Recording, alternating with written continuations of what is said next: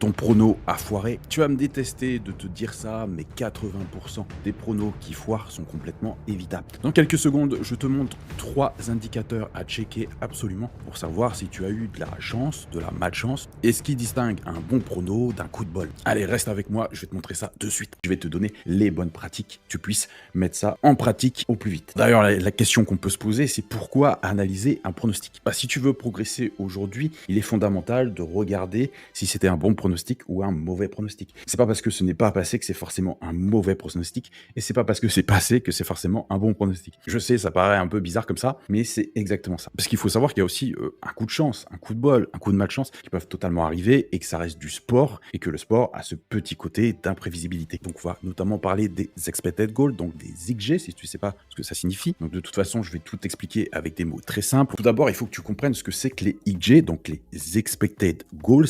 Alors je vais te donner la définition littérale, c'est la probabilité qu'un tir se transforme en but en fonction de plusieurs facteurs clés. Et ça, c'est une métrique que tu dois vraiment intégrer, comprendre et analyser. Donc ça prend en compte la position du tireur, le type de frappe, la pression défensive, la phase de jeu et l'interprétation. Tu vois que ça prend en compte vraiment énormément de métriques, c'est-à-dire que l'équipe a pressé, l'équipe a eu des très bonnes actions, mais il y a eu un coup de malchance qui a fait que ça s'est pas transformé, ça s'est pas converti en but. Et à l'inverse, une équipe qui a un XG faible, dire 0,2, 0,3, peut se retrouver avec un but ou deux buts, c'est juste un coup de bol en fait. Donc c'est pour ça que l'interprétation là est primordiale, c'est que le XG total, s'il est supérieur au but marqué, donc c'est de la malchance, donc un XG total à 4 et un but marqué à 1, malchance totale et inefficacité. Et par contre, si l'XG total est inférieur au but marqué, donc je prends un XG total à 0,8 et il y a eu 2 buts marqués, là ça c'est une surperformance et c'est de l'efficacité pure, voire vraiment un gros coup de bol, pour pas dire autre chose. Et c'est vrai qu'il est important d'interpréter cet écart qui est souvent important, parce que c'est ça qui va vraiment distinguer si ton prono était valable ou non valable. Donc c'est vraiment la capacité à déséquilibrer une défense juste avec des courses à